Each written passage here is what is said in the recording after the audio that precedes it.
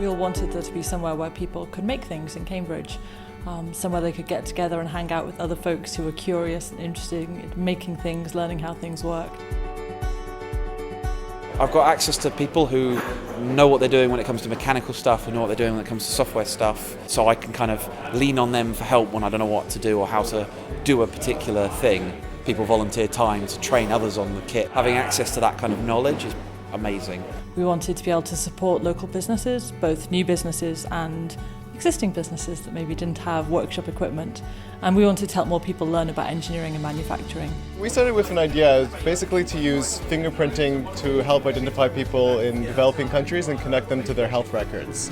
That was kind of an idea for a long time, for about 6 months, and we didn't really have the capacity as students to start building any hardware or prototyping anything. So Makespace, when we found out about Makespace, that was a really big push for us, and it's been fantastic. I mean, it took us off the ground for sure. It was hugely important to our progression.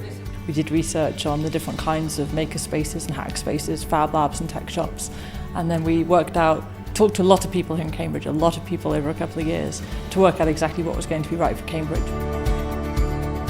Cambridge is a fantastically geeky city in many ways. We've got all the high tech, we've got the university, and what Makespace does is it lowers the barrier between an idea and realising that idea in some way. I guess one thing is just that Makespace is here and that we've got members who are happy and are doing stuff. We've got nearly 300 members now, and that's been quite stable for the last couple of years. I work in Great St Mary's Church, which is on the Market Square, and this is a little model of it.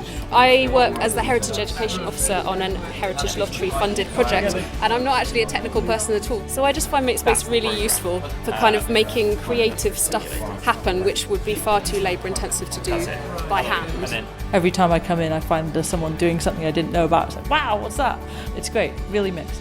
I just hadn't thought that such a place even existed. And so when I came across Makespace and discovered what could be done here, I was really impressed, very impressed.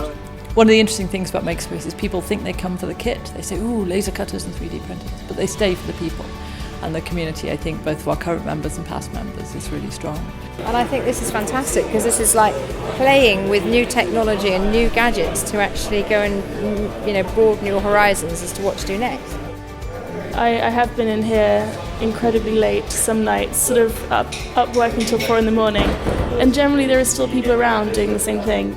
It feels really nice that I can be a part of that and that my opinion is valid and that everyone can input to make the space as useful as possible.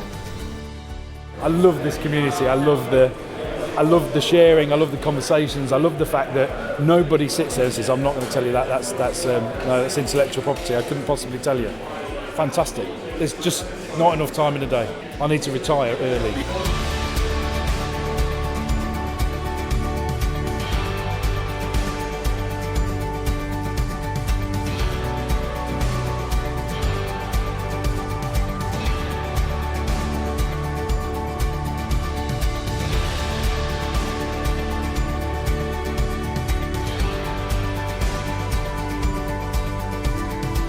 So I think it's part of a wider movement, more people getting involved in manufacturing and engineering.